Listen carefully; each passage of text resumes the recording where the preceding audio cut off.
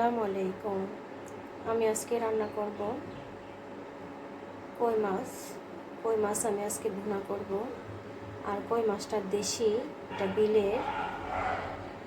আর আমি এখানে হলুদ আর লবণ এখন মাখাই নেব।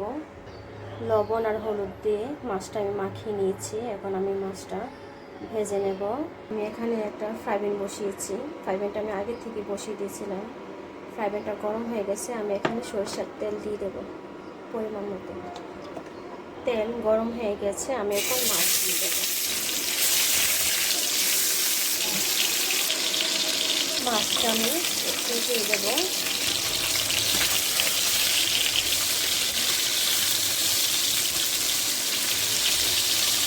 মাছ ভাজা হয়ে গেছে, আমি এখন তুলে নেব।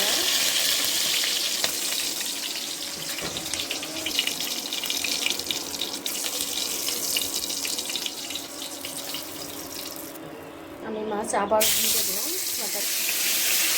মাছ ভাজা হয়ে গেছে, আমি এখন তুলে নেব। আমি এখানে 6 পিস পেঁয়াজ নিয়েছি, কেটে নিয়েছি। পেঁয়াজটা ভেজে নেব। পেঁয়াজ ভাজা হয়ে গেছে, আমি অল্প পানি দিয়ে দেবো। এখানে আমি পরিমাণ মতো জিরা বাটা, রসুন বাটা, পেঁয়াজ বাটা নিয়েছি।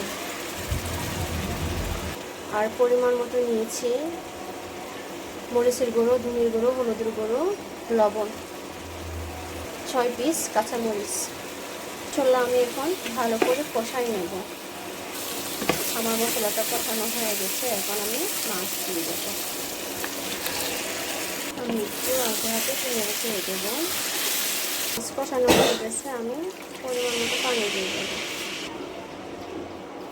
আমার মাছ ভুনাটা হয়ে গেছে, আমি এখন লবণটা দেখবো ঠিক আছে কিনা। যার আর লবণ ঠিক আছে, আমি পরিমাণ মতো ধনে পাতা দিয়ে দেবো। আর দেশি মাছের, কই মাছের ভুনাটা অনেক মজা লাগে। তো আমি এখন অন্য একটা পাত্রের মধ্যে তুলে নেব। তরকারিটা হয়ে গেল কই মাছ ভুনা। তো আপনারা সবাই ভালো থাকবেন। খুদা হাফেজ।